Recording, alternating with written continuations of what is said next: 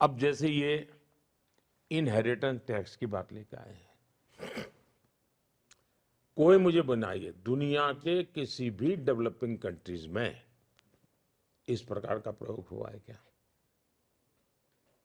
आप साम्यवादी विचारधारा की बात छोड़ दीजिए, इनके घोषणा पत्र में और उनकी स्पीचेज में जो बातें आपको एक साथ मिलाकर के एक कैनवास पर रखनी पड़ेगी, ये लगातार बोल रहे हैं और सब बोल रहे हैं, ऐसा नहीं कोई बाय द वे बोल रहा है, हर कोई बोल रहे हैं।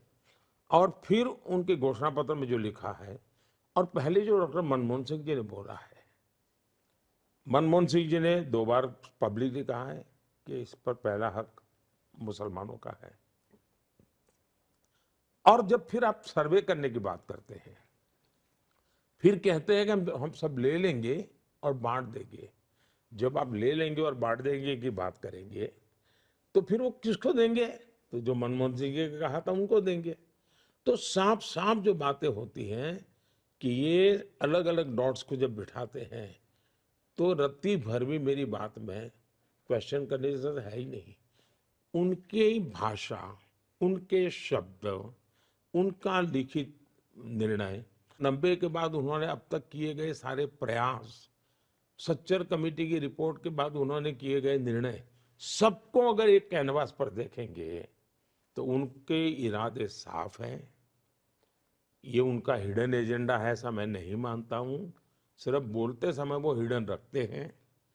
इस बार मैंने उनको खुल करके बेनकाब किया है, इसलिए वो बौखला गए हैं। वरना जब उस वोट पाने के लिए जाना हो तो वो यही भाषा बोलते हैं, दूसरे वोट लेने जाते हो तब न्यूट्रल होकर के बोलते हैं। तो ये दोगलापन उनके है, हिम्मत होनी चाहिए। हम सालों तक राम मंदिर की बात करते थे। हमें इलेक्शन मैनिफेस्टो में, अगर मेरा इलेक्शन मैनिफेस्टो 10 पेज का होता था, लास्ट लाइन लिखते थे उसमें Ram Mandir, 370 common civil code, last line होती थी।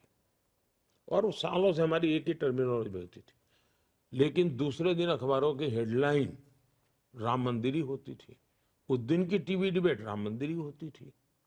और फिर चर्चा में ये होता था तारीख नहीं बताएंगे, यानी हमारे मैनिफेस्टो के धज्जियां उड़ा देते थे आप। हम गरीबों के लिए योजनाएं लेकर के आते थे, एक शब्द इस देश के मीडिया में कभी चर्चा में नहीं आया, चर्चा में सिर्फ 3 चीजें रखी गई।